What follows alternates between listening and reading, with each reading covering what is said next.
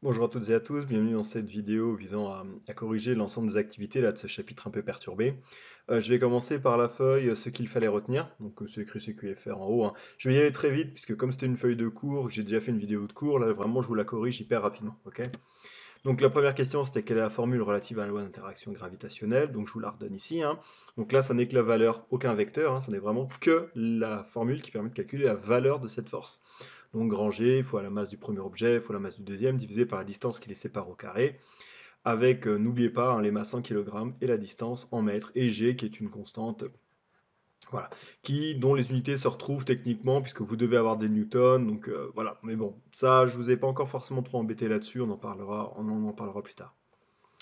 Ensuite, je vous demandais la formule relative à la loi de Coulomb, qui est l'équivalent de la force, de la force de gravitation, mais cette fois-ci pour la force électrostatique. Donc cette force est égale à une constante, qu'on a appelée petit k cette fois-ci, fois la valeur absolue du produit des deux charges, fois la distance qui les sépare au carré. Donc je répète, hein, cette histoire de valeur absolue, c'est juste qu'on ne fait pas attention au signe, puisque là on veut juste une valeur, d'accord? On s'en fiche du sens du vecteur, on veut juste quelle est la valeur de cette force, ok? Le signe, lui, interviendra sur le sens du vecteur, d'accord? C'est tout. Donc, vectoriellement parlant, pour la force gravitationnelle, ben, on retrouve la même formule pour la valeur, c'est juste que cette fois-ci, on vous dit que la force exercée par A sur B est en fonction d'un vecteur qui est ici un ER, c'est-à-dire orienté, comme là on s'intéresse à la force exercée sur B, ce vecteur part de B et va vers A, d'accord? Donc bien faire attention à ce que les vecteurs soient bien dans les bons sens, d'accord? Cette force, quand vous les tracez, il faut que les deux vecteurs-là soient dans le même sens, d'accord?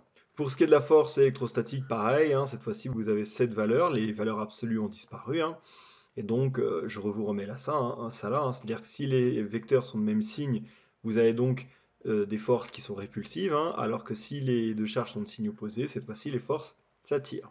Ok? Bien. Alors ensuite, concernant l'expression vectorielle qui relie la force au champ gravitationnel, eh bien, vous avez la force qui est égale à la masse de l'objet fois ce champ vectoriel G là. Ce champ vectoriel G, la formule, je vous la donne après, d'accord? Mais je vous l'avais dit en classe, hein, ce G, l'unité, ce sont des newtons par kilogramme. C'est-à-dire, finalement, on peut voir ça comme la force exercée sur un objet d'un kilogramme, voilà, posé à cet endroit-là. Moi, je trouve que ça marche très bien, cette valeur de cette définition. Alors, concernant l'expression vectorielle qui relie force électrostatique et champ électrostatique, hein, même formule que pour le champ gravitationnel, hein, grosso modo, vous avez juste à prendre la force électrostatique divisée par la charge qui n'est pas là, hein, en gros, garder uniquement la charge qui est là, hein, et ça vous donne donc ce champ électrostatique, hein, qui correspond là aussi à une force, mais par unité de charge cette fois-ci, hein, par coulomb. D'accord? Alors ensuite, ça vous donne donc un champ, une expression vectorielle du champ gravitationnel qui correspond à ça, hein, où cette fois-ci il n'y a plus que la masse de l'objet qui est présent. D'accord?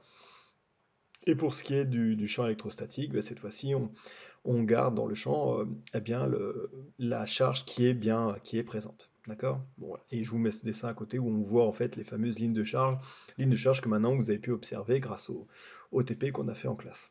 Voilà, c'est tout, c'était rapide, c'était en gros, hein, mais voilà, je voulais être sûr que pour ça, c'était bon. Donc moi maintenant je vous dis ben, à très bientôt là pour la prochaine vidéo.